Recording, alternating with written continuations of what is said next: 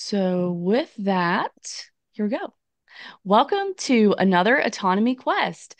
I am going to be your host this evening. I'm Ashley, and our student spotlight tonight is James Cordiner, and we're very happy to have him. Hey, James, how are you? I'm doing well, Ashley. Thank you. Good. I'm How are really you? happy to have you here. I'm great. I'm looking forward to this conversation. And before we do that, I want to get into just a couple of quick announcements. So, in order to, Autonomy Quest is where you can come in as a prospective student. We do our student spotlight, and then we have a brief interview, a video, and then a Q&A. So, that is for people to get kind of an idea of what autonomy is, the impact that it can have on you. And then, in order for you to enroll in the course, so obviously you're coming to Autonomy Quest, then the next step is to book a Blueprint for Success strategy call. And I'm going to post my Calendly link for a 60-minute blueprint call with me. And then this is basically what you must have to get into the program. After that, you get your offer letter from Autonomy, and then you join into season 11. So tonight, April 5th, is our very first lecture. However, it's not too late to join. We have a lot of people that will join in the first several weeks of Autonomy, so it's not a big deal to try to catch up on these first couple of lectures. And like I said, I'm going to drop my link. So please feel free to reach out to me, book a call. And then without further ado, I'm going to go ahead and get into our video of James, and then we're going to come back and chat with him about his autonomy journey. Bear with me, please. I've always been interested in kind of forging my own path, which can be pretty difficult in a world that's built the way that it's been built, where we go through this indoctrination system, this schooling system, and you get spit out the other side, kind of they kind of mold you, to fit a pair of shoes, if you will.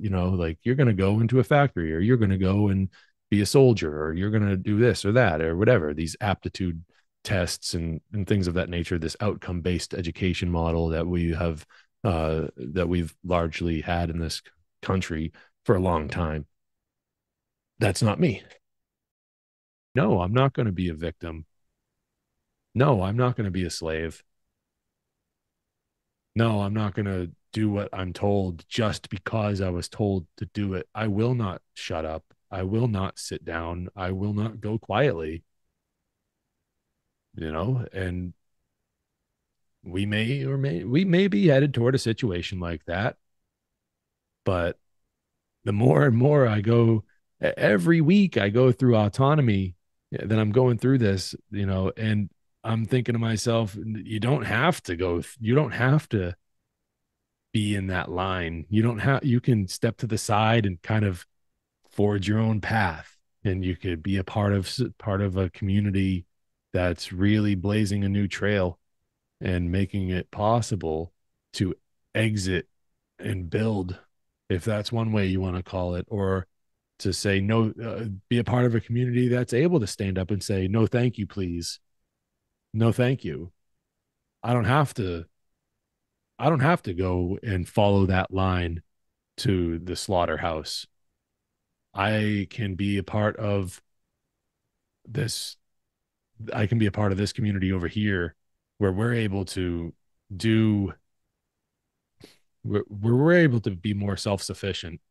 We're able to, have the responsibilities and tackle responsibilities to make it so that we can generate more freedom for ourselves, for our the people around us, and that we're not a part of the problem.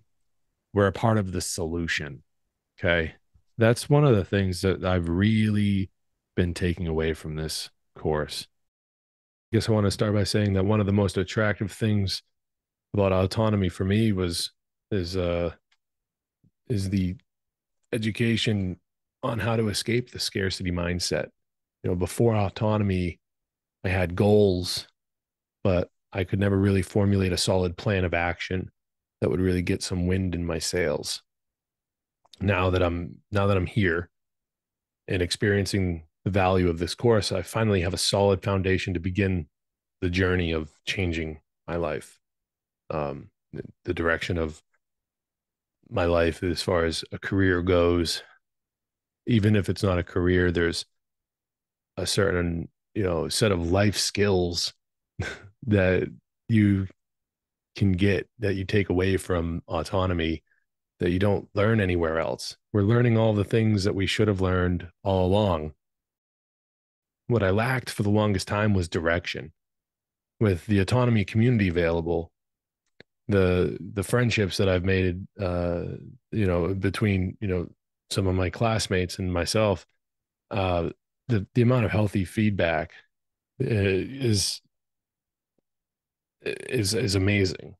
Like I have a clear and practical view of how to achieve my goals and how to catalyze my potential. Thanks to, in large part, the amount of healthy feedback that I've been getting from my classmates and the rest of the autonomy community. I mean, that community really does live up to the reputation that that's promised. This culture of excellence that we hear about.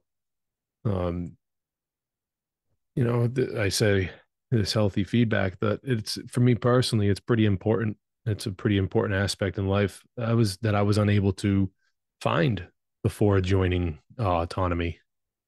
Um, Before I joined, I've always felt like I've been speaking a different language to the people that I'd present my ideas to, as if like they just didn't really understand, or they'd be shooting the ideas down and not really being productive. It's almost like I don't know where it came from, but now that I'm here and I'm involved with a group that wants to see other people succeed and everything in their endeavors, it's like I'm not speaking in tongues anymore. they, these people, they understand. Big shout out to Rich and his teaching style. Really, it's been unlike anything that I've ever experienced before in a mentor, in a teacher. Is his genuine care for his students. Um, that might be more valuable than the stuff he teaches in the course. I mean, this he certainly won't do the work for you, right? That's not what I'm trying to say. But with his approach to teaching the material, it really does become clear that each and every one of us has this innate ability to do what is necessary to up our game in life and come into our individual potentials. Um, Again, he teaches what we should have been learning all along. There isn't any pressure to move at a quick pace with this. I'm totally comfortable allowing myself to move at my own pace now. Whereas before I felt like I wasn't getting things done quick enough. Where now I'm able to see that I need to just be able to work at my own pace. And that's an amazing feeling. Now I have this foundation built along with like the network of people that are in the autonomy forum, and it's just like this clear path forward where at least now i I honestly feel like my goals are achievable, whereas before it seemed like I was just treading water. In my opinion, the future's looking up because there's so much great opportunities to be learning from other teachers that have made courses that are in the University of Reason. So, uh, I mean, in a nutshell, I'm I'm just really grateful to have the opportunity to be a part of autonomy and to really just give it as much as I can. I'm excited to do the course again. The replay value is awesome, and the return value is even more awesome. I mean, we can replay the course in the off season, and then I'm excited to come back for season 11 and learn even more. We all learn at our own at our own pace in life. And I'm just excited to tackle all of it again. I wouldn't have been able to come to the place I'm at mentally now if I hadn't joined autonomy when I did. And I am thanking myself, 3 months ago, my 3 month younger self, I'm thanking that guy so much right now. 2024 is just a couple days away, and 2023 was a bit of a struggle for myself and my family. But I ended the year on a very positive note, having completed autonomy. And I'm looking forward to what the future holds.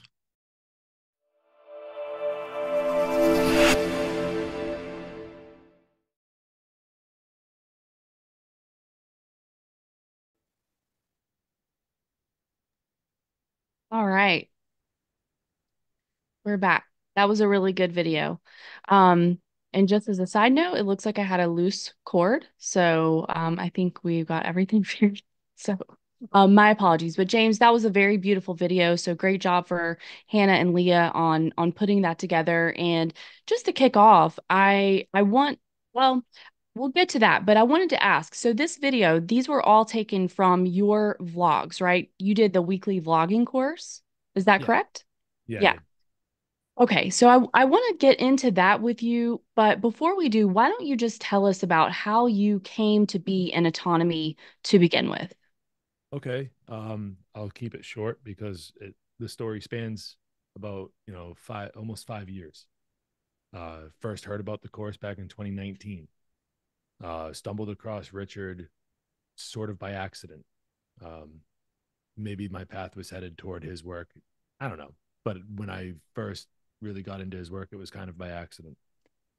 Went looking for a certain podcast, landed on another one. The other one that I landed on was an interview he was doing that was most recent, and heard about autonomy at the end of that interview. That was in 2019. Sounded like it was for me. Next few years, I caught up on Richard's, work, his interviews, some of his podcasts. Grand Theft World comes out, pandemic, world's burning, everyone's going crazy. Yeah. Um, so Grand Theft World comes out. Now I'm hearing more of him, more of his teaching, more of promotion of the course, more of getting a better idea of what autonomy was going to be. Still thinking to myself, is it for me? Yes, it's for me. I want to do it, but when's the right time? I don't know. Right. And then uh still a little skeptical, like, should I really do it? I don't know. 2021 comes around, the COVID vaccines come out. However you feel about them, I'm a voluntarist. Anyone that tells me I have to do something like that and I don't have a choice, I got a problem with that, no matter what it is. If you're going to coerce me into doing it, I have an allergic reaction. That's the best way I can say it. Like, I have an allergic reaction to coercion. You can't. So it made me really upset that the potential of having this thing threaten my job if I don't get the thing. So I realized there was an extreme vulnerability there. My wife was pregnant during the pandemic with our second child, and they're both beautiful, healthy kids. And we both, her and I, come from a very turbulent childhood, very not good stuff. And so now we are got our own family. We're doing really well. We bought a house. We did all this stuff, and like, just literally like 8 months before the world falls apart, we got our s together, and then the world's like, no, guess what? And then next thing so anyways, big vulnerabilities there. So I'm like, oh, keep hearing about this autonomy. I'm like, oh, it sounds just for me. And still though, just kind of afraid. And I didn't know. I doubted myself. I had some doubts in the course, and then 2023 comes around, Pork Fest. Rich is going to be there. Mark Passio is going to be there. Larkin Rose is going to be there. Howard Lickman invited me to come and stay with him and at the festival, because I'm a podcaster. I'm a content creator. I have been since the end of 2019. I just randomly was like, I'm going to start a podcast. I'm going to talk about freedom and consciousness and spirituality, and that's going to be great. And then didn't realize how important that work was going to turn out to be the subsequent years. So I get the attention of Mark Passio. He runs the One Great Work Network. And so I'm onboarded to that. I end up meeting a bunch of other people that are also content creators there. Autonomy students helped make that network. And so, and Rich and Mark have known each other for quite a long time. 2023 rolls around. I go to PorkFest. I live in New Hampshire. PorkFest is 2 hours away from my house. I'm like, let me just go for a couple days. Let me see what it's all about. Let me meet these people. Let me see what's up. And I meet Rich and all these other great people. I hang out at the Autonomy, the kitchen, this pop up kitchen that Richard constructs with the team of Autonomy students that come, the graduates and students that come up to PorkFest. And I'm seeing them, doing stuff, running around. Stefano and Phoenix are filming the pavilion, all the speakers and everything. I come to learn that they did that all on their own. Richard had nothing to do with that, which I was like, whoa, that was, opened my eyes to what kind of people this community attracts. And I enjoyed Richard's company. He was very busy, but he took a couple minutes out of his day, like seriously busy, like leading stuff. Hey, we got to do this, we got to do that. And, didn't see the guy slow down for like a minute. And I was hanging out all day for like a couple days straight. And seemed like, okay, he is the dude that I thought he would be in real life based on the way that he presents himself on the internet. Cause there's people on the internet, millions of people on the internet presenting themselves, and they're fakers. They're a bunch of losers who are fakers. And I thought to myself, you know what? You can't, you got to go. For me, I'm the type of person I need to see what am I doing? This is a big step. What am I getting myself into?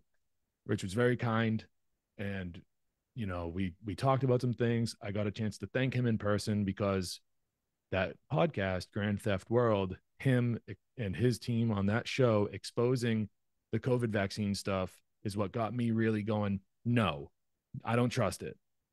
And all the COVID stuff is like blew my head apart.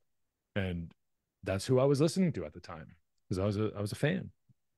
So I got to thank him for that, and he was like really humble about it, and it was nice. And I got to meet Stephanie, and she became a friend of mine, and we were talking about homeschooling, and she started being like, "Hey, you should really do autonomy." I think that she goes, "I think that you would be an excellent person to have an autonomy." And then I remembered one of my best friends in like the whole wide world knows Leah, and I was like, "Oh, I should get in touch with Leah because Leah is a part of autonomy." And then I didn't know that Leah was taking over, and now she's doing what she's doing now. And that was like right at the beginning of last season, season 10. It was like in 2023 was when she started doing what she's doing now. And I was able to introduce myself to Leah via one of these Zoom messages, and longer story even more short. She helped me get through the door, and we figured out how to make it happen. And here I am, and graduated season 10. And yeah, I think that just about sums it all up. Yeah. So, well, I think that you brought up a lot of really interesting points, but one of the things that I did want to talk about was you had mentioned fear. One of your blockages was like fear. You felt hesitancy to sort of make the leap into autonomy. What was that? Can you explain a little bit? And what did that feel like, or what was that presence? It was self-doubt mostly, Mm-hmm. that I would arrive and find out very quickly that I didn't belong here. Um, and that was all a bunch of BS, Yeah. it turns out. Uh, where that comes from is like I mentioned, a turbulent childhood where I wasn't even in the same school for really more than 2.5, maybe 3 years. Mm-hmm. Never had friends, not real friends at least. And every one of those supposed real friends that I thought I ever had ended up stabbing me in the back, or we Mm-hmm. just stopped getting along, or I moved away. So never really having a area where I could plant my roots, and inside me developed this kind of, timid person who was afraid to be outgoing, but wanted to be involved with something and wanted to do great things, but just like, I'm not going to be able to do that stuff because I'm a loser. Like, Yeah. and I don't know how to be great and stuff like that. So, um, that's where that came from. Mm-hmm. Yeah. So, and do you feel like it was just simply the act of having that conversation with Richard and having a conversation with people who had been through autonomy who were essentially like, I believe in you. I know that you can do it. I know that this will benefit you and you will benefit the community. Was that, I know these conversations were a lot more, in depth than that and a lot longer than that, but was that what gave you the push to say, I do want to do this. I do believe that I can do it. Yeah, that mixed in with the looming, uh, kind of like, I don't know, this shadowy figure of vulnerability with, with money and the job and everything. So I said Yeah. to myself, I got to take a chance. And the thing that really kind of washed all that fear away was going and seeing all the students and graduates cooperating and working together at Porkfest. It was really it was really an amazing sight, and everyone was having fun. It didn't seem like anyone was stressed out. I mean, I know it's a big vacation festival, but if you guys saw the size of the operation, if you guys saw what I saw, it's no small thing to set it all up and then to know you got to tear it all down at the end of the week. And Yeah. then, in the meantime, like, you're cooking food for people, you're making drinks, you're having fun, you're doing all this stuff, entertaining guests, and doing that until until like 2 o'clock in the morning. It was really amazing to see.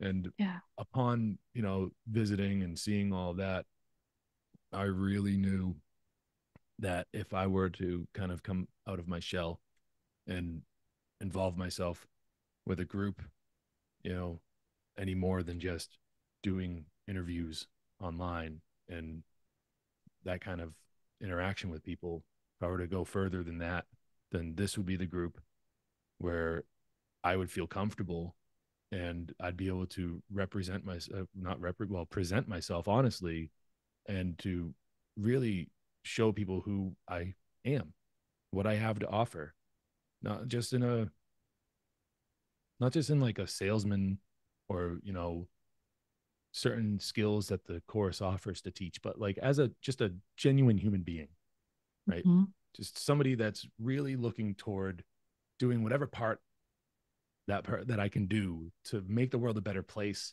and to lessen the amount of coercion and, all the, I'm trying my hardest not to cuss, but all the Yeah. bullshit that the government and what these people out here who want to control everything that we do in our with our lives, all that stuff. We need more people that are willing to come out. This is my opinion. More people that are willing to come out and at least involve themselves with a group that doesn't do those things. Right. And that's why I decided to just let all the fear go and take the chance, see where it goes. So how did you feel when you clicked on that offer letter and you let it go? How, did you feel a sense of relief even before you started the program? Yeah, yeah. I mean, around this, around the, you know, around this kind of time before season 10 started, we kind of had like a worldwide meet and greet, and we were kind of given the question like, hey, what are you guys afraid of? What are you afraid of? Or what are the things that you're, fearing? And I didn't really have an answer to that because I hadn't gone through the course yet. There was nothing really about the course that really intimidated me because I didn't go through it yet. No, in hindsight, I'm like, ooh, that was a lot, but it was worth it. Like, there's a lot to do and everything. But initially, when I had the first call with Joshua, it was like, oh, I met him at Porkfest, and then I was like, oh, okay, this guy's cool. And then I had a call with Leah, and Leah was like, I'm not going to let you give up on this. We're going to get you in here and, we're going to make it happen. And that's when I was like, oh, wow, like these people really, you know, They care. yeah, like it's like they see something in me. It must Yes. be, it must be something that they see in me that wants them to really get me in here. And actually, then so I had the call with Joshua, and I had the call with Leah, and then the all the enrollment stuff was done. And then out of nowhere, here comes this guy, Michael Nimitz, and he's like, "Hey, you want to do a call with me?" And I'm like, "Sure." What? So I got to meet Michael, and that was like the first autonomy graduate that I got to meet, other than Leah and Joshua, of course. But it was one of the first students and graduates that weren't kind of on the they weren't like on the administration side that I knew, Right. and he was just very kind, and we just got to know each other over the course of like about an hour, and it was like eye opening to just wow, everything I was thinking about, what if this, what if that, it all just kind of just like washed away. Mm. Yeah. And I have said this before, but Mike was also one of the very first people that I spoke with, and it was a very impactful conversation for me too. And it really, it did it it just made me feel really good, really excited about the opportunity. And Mike is really important in this community. So, okay, so then once you get into autonomy, let's talk about what was that experience like for you, right? And the on a couple of different levels, because you had mentioned this, right? You get up really early every day for your job. You have a long, hard job. You guys homeschool your kids, you have a house, you have kids, you have pets, you have all the things, right? You have your own podcast that you're doing. So, how was it for you to do the material? And then, how did you manage your time while you were making it happen? Because you were showing up for yourself. um I had to make a couple of sacrifices, and I've always known that if you want to change, there's going to need to be some sacrifices. Hmm. And so one of them was I stopped doing the podcast, and that podcast is done. I've got a new project that I'm looking forward to launching really soon. Um, but also, I, uh, I just really just buckled down and made sure that I was trying my hardest to stay up on Friday nights so I could be there for the lecture live and do some sort of Q&A on Friday. So I was really pushing myself hard on that. And then I wanted to be, I wanted to be there for more of it, more of the community stuff. But most of the community stuff that I ended up being involved with was stuff that was at night. The integration exercises, I did them at night, and the mastermind group was one that was done at night. So I would end up staying up late, and that meant that I was tired during the morning times. And so, regrettably, I toward the end of season 10, I was like kind of flaking out on some of the interview exercises and stuff that I had scheduled with people, and I'd have to like cancel on them. I never left them hanging. I just had to cancel on them like almost last minute, like, hey, sorry, I can't make it tonight. But everyone was really understandable about it. No one was like, oh, why, man? Jeez. And but then, I mean, nothing else really changed. All my family stuff still stayed the same. My job is pretty labor intensive. I'm gone for most hours of the day, and my wife and I just kind of, she does the homeschooling for the most part during the day, and she just does such an awesome job with that. And then I get home and I kind of help clean up, and I help round out the day, Right. and then so nothing else really changed. In fact, actually taking the time off the podcast and doing the autonomy stuff and being so focused on that and wanting to do well at home, it actually kind of like made things better, because before I was kind of like a little bit lazy. I was kind of a lazy guy. I was like, ugh, ugh. And then doing the autonomy stuff throughout the week and on Fridays really gave me something to look forward to. So it made it more possible for me to like get motivated to do more things around the house, to like get things straightened out and everything like that, to make the room at the end of the night possible to have, you know, some downtime. Yeah, so let's talk about that because you're saying, that being in autonomy inspired you to want to do more in spite of it being more for you to do. So how did that work? Was it something that Rich said that inspired you? Was it just the nature of, as you said, zoning in, but having something that was your focus and your structure during that time? And then you could listen to this stuff while you did it, or how did that change occur? It was just about applying some of the lessons throughout the lectures of just like getting things done and making sure that things are the idea of there's a place for everything and to have everything in its place started to become more of a practice rather than just like a cool thing to say. So, it would be like I would make things happen, get things done around the house, and make sure I was getting things done at work and doing everything that I needed to do around the house in order to make sure that the time was available at the end of the night to do the autonomy integration exercises and the tasks and whatever that I wanted to do. So in a way, it was like, oh, I got to do all this stuff to get everybody off my back.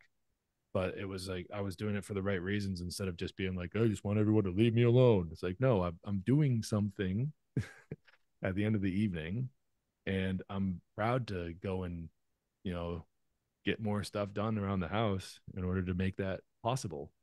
If Right. I'm going to stay up late, at least like I can turn around and have a decently clean house and kind of have a little better self-respect, you know, Yeah. and then not get the So, evil eye from anybody for being like on my computer. yeah. So that was one transformation. And we were in the same season together. And although we didn't have much of a chance to interact, but you were always present in lectures and Q&A, always showing up. So I always paid attention to your journey. And and it was impactful for me. I always was excited to hear what you had to say and the questions that you asked and your contribution. Um, so it was impactful, even though we didn't have much of an opportunity to interact. But let's talk about what other changes you saw in your life, culminating with, I believe you made a pretty significant offer to management at your job.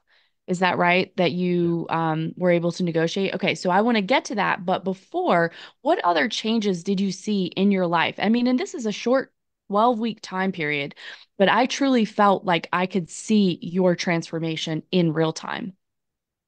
Well, first of all, I would like to come back at you and say that when I first met you and saw how you were interacting, I thought you'd been around for years. So to learn that you were in season 10 just like me was kind of like when I learned that I was like, wait a minute, what? Like, no way, dude. No way. She's a pro already. I can't believe it. So thank you Well, for the thank compliment. you. There's one for you. And I sincerely Thank you. mean that. Yeah. Um, Thank you so much. the amount of confidence that I could carry myself with, that's the answer to the question. Like those are that's what I saw in myself was just knowing that I am doing something the right way, that I'm correct about what I'm doing. Instead of just Right. second guessing myself, I was able Hmm. to see things a little bit clearer and be like, no, I am correct about that. Like uh, I'm, I'm not, just mixing things up. I'm Right. correct, you know. Right. Like you felt more like you can stand in your own belief and your own ideas and your own presentations and your own requests of other people. Is that right? Well, I mean, it's just more of like the confidence building of saying, no, I know what I deserve. Hmm. And it has nothing for me personally, has nothing to do with belief. It's I know what I deserve. And Right. and so I'm gonna go for that. And I know I'm correct about that. And so there. And if you don't like it, okay, that's fine. You don't have to. I'm not gonna make you like but I know I'm correct and I know what I deserve. So there. And do with that information what you will. and we Yeah. can renegotiate if need be. Okay, so let's talk about that because the time that we have to chat is unfortunately it's a little abbreviated. There's a lot that I want to talk to you about. But I think that this is a really important thing because you why don't you tell us what was the offer that you made for yourself? Oh, I got a raise at work. I believe that might be what you're referring to. Yes, yes, it is. And I was Yeah. curious if you would have done that before, if you would have done No. it before you had this experience. And then if you would maybe tell us a little bit about that and what, what made you have the confidence this time to request that for yourself. The fact that I was showing up for myself with something that was just absolutely 100% voluntary, that I never had to do, that look, for me, I'm a hardworking guy. I'm a blue collar guy. I can go and do a lot of different things. This is something that is uncharted territory for me. So showing up to doing autonomy and all that, it's wonderful, but it's never anything that I absolutely had to do at the time that I chose to join. I did it as a way to create a barrier between myself and that vulnerable scarcity mindset that I used to have. Okay. So what I did was I went to the management of the garbage. I drive a garbage truck. That's what I do. I've done it for almost a decade. And I went to them and I basically laid it out. I told them, here's all the good things that I see about myself and my performance in this company. If you guys think I'm not correct about any of those things, I would like to know so I can improve. If you guys agree with me, then I would like a raise. And without the confidence building that I learned in autonomy, I personally wouldn't have taken that approach before. I would have, danced around it and, oh geez, I hope they give no, I gave them options. I said, here's what I see. If you guys disagree, fine, I'll improve to make those things true. And if you guys do agree, I would like a raise. So I kind of, I don't know, that's what I did. Yeah, that's amazing. I remember hearing this story in class and I was just like so proud of you. I was so impressed by that.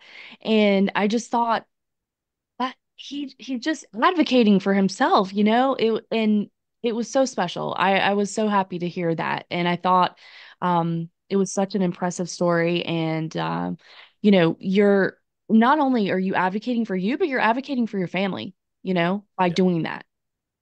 Well, that was the other aspect too. Is like that was another motivating factor. It was like all these prices keep going up. Mhm. Everything keeps going up. And I made a promise that I will do, and again, this is a personal thing. So I'm not trying to tell anyone else to do this, but if you can, good, go for it. But I made a promise to myself that I would do everything within my power as a father, as a human, as a man, to keep my children out of government schools. Out of it. No thank you. I don't like you. I don't want to be a part of it. I don't want you training my children to be obedient. No thank you. So that's another motivating factor about it. That promise I can't break. And in order for that promise to be broken, there's going to have to be some serious things going on. And I mean serious. So my wife and I, we get along famously. We've been together for a very long time. I'm not worried about that, but I'm starting to trail off here. Anyways, yeah, there was a lot of motivating factors there, um, to do that. Yeah. So whenever you went and you negotiated this raise for yourself, what did you feel like? What did you feel like when they were like, "Yeah, you make a good point. You got it." Um, it was just a really huge like sigh of relief. One, because that promise I just described didn't need to be broken. That was the first thing that crossed my mind. I did it. Yay. And then after that was the reminder of like, no, I did that. Yay. Yeah. So it kind of twofold, just a pat on my, like a pat on the back for myself. And I get to, keep on doing what we really want to do at home with our children. Yeah. What matters to you? Uh-huh. So, yeah, amazing story. I'm very proud of you for that. And I was at the time. So then let's talk about what challenges did you experience in autonomy? Because you said that you had to make some sacrifices. So was Yeah. it hard for you to, this podcast, you had been working on that and put in a lot of hard work. Was it hard for you to say, I have to say no to this right now? It was, but not at the same time. So it's a weird instance where two things can be true at the same time. Mhm. Very rare and weird instance. Um, Difficult because I really enjoy doing it and I have a good camaraderie with the people I do it with. I don't really have any co-hosts yet. I've become very close with many of the other content creators on the One Great Work Network, and we kind of have this little team that we kind of always swap interviews, and it was fun. It was a great way to spend a Saturday night, and we get to help a lot of people learn things about natural law, spirituality, all great, all sort. Anyways, that was that was uh that was difficult to stop doing. Um, but at the same time, it was easy to stop doing because of what I just mentioned. Like the other guys that do it, they're still doing it. So the idea is that the fire doesn't go out, right? Just Right. somebody else is carrying the torch for a minute. And I've always been a big proponent when you need to take a break from doing something like a podcast or whatever, like you should allow yourself to take a break. You should allow yourself to recalibrate and get everything back in order, get your bearings straight, and just be able to push forward. Because like if your family, if your other stuff is falling apart, what are you doing podcasting? Right. Like what are you doing? Prioritize. So, so like all of that, that was the reason why it was easy. So yeah. Was there another part to your question? I'm so sorry. That's okay. It was just basically that you had to, what other challenges did you face with it with Yeah. autonomy? Because Yeah. you had to say no to something that you cared about. And then, what else was challenging about it for you? Okay. So all right. That was the giving up the stuff thing. And then the other challenge was, I do get up at 3:30 a.m. Monday Mm, through Friday. And that is pretty challenging yeah. when you get home at, I work 12-hour days most of the time. Right now it's a slow season, so I'm working like 10 hours a day. And so, but during my autonomy season, I was doing, 11 to 12 hours every day. So I'd be going in, I'd be getting in at 4:30, and I'd be working until 4:35. And I'd be getting home. I live about 30 minutes away from my job, and I'd be getting home, and then it's dinner time, then it's hang out with the kids, and then do all this stuff, and just cram it all in, and try my best to be a productive member of the household. Although, pretty tiring at that Yeah. point in the day. And then to do the integration exercises and try to make sure that I'm available to be a part of the autonomy course was something that was also challenging. Yeah. But I took it in stride because I realized I did it to myself. And again, like it's voluntary, and everyone would have understood but I wanted to make a good impression. I wanted to be somebody Hmm. that could be there and try and be just showing that what effort looks like. That's what I wanted. I mean, Yeah. and at late at night I can get tired and I'm like dragging on. I'm like like stumbling over my words happens. It is what Yeah. it is. But But it, I, it I did it did come through, thank you, the effort. thank you. That's all I really wanted to be. Like I told Mike, the first interview that I ever did with Mike was like I just want to present myself honestly, the best that I can. That's all I really want. And if I'm tired, I'm tired. But I just want to show I'm trying. I wanted to put forward some effort. And on Friday nights is when it was go time, and I wanted to pay attention to the lectures, and I wanted to be the first or second or maybe third person to be in that Q&A and being like, "Hey, I got something," because it's Yeah. always setting a good example for people that it might be that timid person. And I understand that. I empathize with that a lot. that was me. So being able to just be like, there was actually one point where I said to myself, I don't know, uh, man, I'm nervous about going. I'm nervous about going. So that means I got to. I guess that means I have to, because it's like Yes. that's the old me. I gotta work towards something new, something better. And that means that if I'm nervous about going first or second, that means I guess I'm going first or second. Right. Because sometimes it's important to make yourself do the hard thing. Yeah. And like you said, we feel that resistance. And like you guys were encouraging me earlier tonight when, when I was having the mother of all tech issues. And you said this is what we do, we keep going. Yeah. Persistence despite resistance. And Yeah. you had a lot of resistance. You had a lot of reasons, a lot of excuses, and you didn't use them. It wasn't until toward the end of the season when I was just honestly just getting a little burnt out, and I had to be honest, because there were times during the day at my job where I was pulling over into a, parking lot, like at a convenience store, whatever, it doesn't matter. And I'd fall asleep. I'd take like a half an hour nap. And that is very dangerous. It's irresponsible at that point. I'm driving when the vehicle is empty, it weighs 20 tons and it only gets heavier throughout my day. Mhm. It's extremely irresponsible of me. So I had to be honest. That part about presenting myself honestly. I can't do the late nights anymore.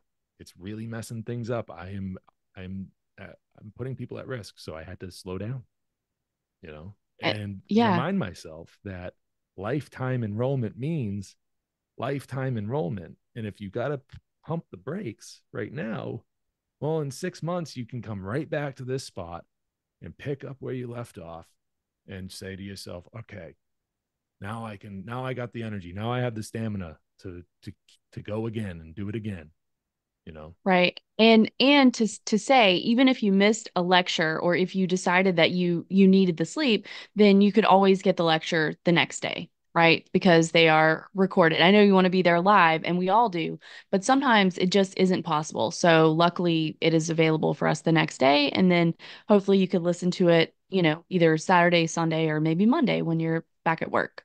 Right. Yeah, And I because would it re-listen. yeah, yeah, for sure. And it's hard when you have that early schedule like you to always make it through the live Friday night lecture. So I definitely understand that. Um, and then two more quick things that, or maybe three, but I want to give people a couple of minutes to ask questions. So let's talk about what else was the most impactful part of autonomy for you? We talked about the confidence building, the conversations with Rich. I mean, you interacted with him a lot, and I felt like it was this really lovely, uplifting, encouraging dynamic, and special conversations. So, what else was really impactful for you in the program? The community. I mean, when I first got into that circle forum, I was blown away. It's not like any other chat room I've ever been in. I've been in a lot of chat rooms. I've been in a lot of Discord servers. I've been in a lot of like gilded servers, all sorts, all different shapes and sizes. And that one, the circle forum community for autonomy, is unbelievable. There are rooms and subjects like for anything that you could think of that is even remotely involved in a course like autonomy, everything from homeschooling to growing food to tech to all of that. It's incredible. And you know just today, I'm not going to drop any names because that's not fair, but we had a graduate in the forum airing out a problem that he's having in his personal life. And before you can even blink, there's like 15 people presenting possible solutions and showing support and saying, you got this, dude. Like, what about this? What about that? Have you tried this approach? Have you tried that? And it just goes to show the character of the community itself when things like that happen. It's not even about the course at that point. This dude is having a personal problem. And he felt like he had nowhere else to go. So he just was like, I'm going to say it here. And like I said, that many people within 15 minutes just right in, just saying, hey, Encouraging. encouragement, it's the excellence. We want to see the best for you. What can we do to help? Have you tried this, that XYZ approach? Yeah. And that, like, that is that is like one of the things that really is just like amazing, you know. Yeah. Um, and then the rest of the stuff, the you guys got to join to find out. Okay, so a couple of quick things before we go to some questions. What piece of advice would you offer to people that are thinking of joining the course? Don't hesitate, just do it. Just get Just in. do it. Just get in and yeah, and enjoy, and make the most of it, and realize how serious that lifetime enrollment really is. And I understand the scarcity mindset. This is unlike anything that maybe you've ever been offered before. I'm not sure where you're at, where you're coming from, where you've been, but I can tell you one thing is that being in autonomy, that lifetime enrollment is for real. And it really is I think the key to breaking up that scarcity mindset and just breaking it down and leaving it behind you, and laughing at the dust that it creates. Just if you can follow that, I'm just saying that is such a relief to know that it allows you to pace yourself. Like I said in my little video that Leah and Hannah made, that amount of pacing that you're allowed to do, where it's not BS. It's a voluntary community. Everything is voluntary. You show up and you're here for good, you Yeah, know, and it's wonderful. yeah, I agree. Okay, so my last question is what is next for James Cordiner? Voluntaristacademy.com. Okay, that's exciting. Yep. And what I'm planning on doing with that is uh I've created the website. There's YouTube channels, all the fixins. The website's live at the moment. It's in the process of being built, and this is the first I've ever talked about it. And I'm wearing a T-shirt. That's the so Very that's the nice. that's the logo. Voluntarist Academy is going to be where you hear me teaching people about voluntarism, and I'm going to start by just reading pamphlets that esteemed authors have written and see where that goes. Plan on I have favorite books that you can't find books on tape.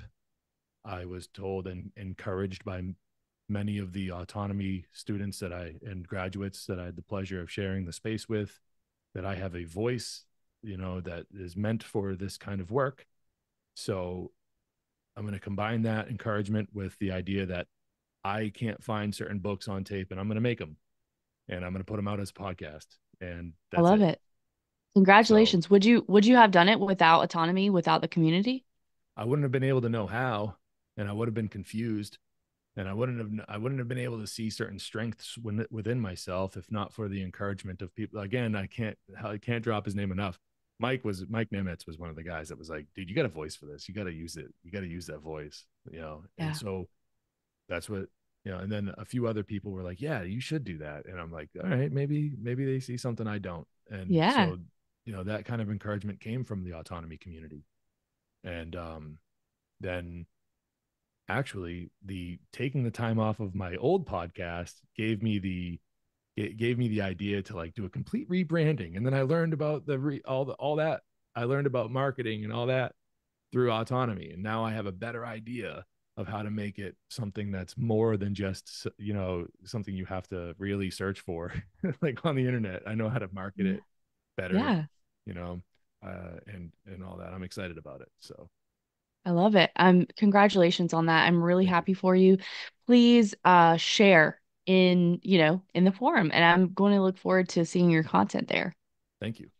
I will. So, James, I do wish I had longer to speak with you because I have truly enjoyed our conversation. I feel like you're such an authentic person.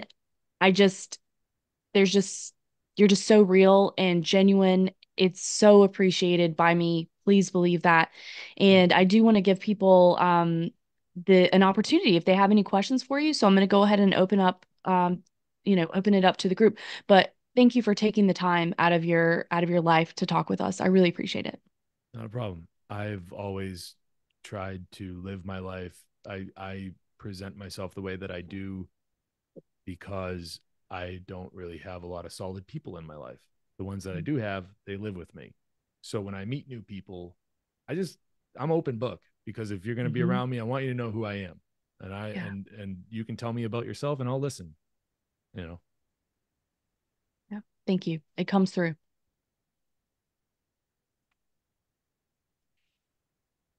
Okay. Julianne has a question. Go ahead, Julianne. Yeah, thank you, Ashley. I just really wanted to thank you, James. First of all, I'm really impressed with your honesty and really appreciate you sharing yourself with at least a handful of strangers. That's really impressive, and it's not something that one finds these days. So good for you. I'm curious, particularly about how your experience has influenced your family, your wife, your close friends. What are they saying and what have they learned from you? Because I'm sure it's a tremendous amount. Experience in terms of what? Being in the autonomy and what you've learned and how you have grown and matured through it and what they're seeing, what their experience is of you as a result of that. Um, I don't know. I haven't asked them. But I don't have many close friends. One of my really close friends, his name is Sean, and he's always had my back, and he's one of the guys that's like got me to kind of get up and get going. He and I have been really good friends for like 20 years, so it's but he has he's made some mentions of seeing a little bit more of a drive, a little bit more clarity toward the goal. I think my wife has been more appreciative of my get it done attitude, and we all kind of have peaks and valleys with that kind of stuff anyways, but I've been more really just like, all right, I'll just take it down a notch. What's going on? And ask questions before, respond rather than react. Mm-hmm. That kind of thing has been big. Just that kind of stuff has been that's what I've seen in myself, and I think that I think that these people would agree. My family, if I were to be honest, like I've been, um, they for the most part abandoned me when I started speaking up about the COVID stuff. So I don't really have much of that anymore. My family lives with me. They're my children and my wife, and the rest of them, my parent, my father lives in Florida. My mother lives like 45 minutes away from here, and I don't see much of her or her side of the family. They all kind of just told me to kick rocks uh, during the pandemic because I It's their said I'm not getting loss. the vaccine and I'm not doing my children. My children aren't getting it, and I'm not getting it. So you I can hear all, you, James. you know, It's their loss, but I imagine that your wife and your children, I'm sure, are too young to recognize, but I'm sure that yeah, there's a lot in this for them as well, just because of who you are and what you're learning and how you're incorporating that and developing the integrity is clear and visible. So you're thank you, doing what you believe in, and that's tremendous gift to them. So thank you. thank you. Thank you, Julianne. Do we have any other questions for James or just autonomy in general before we wrap it up?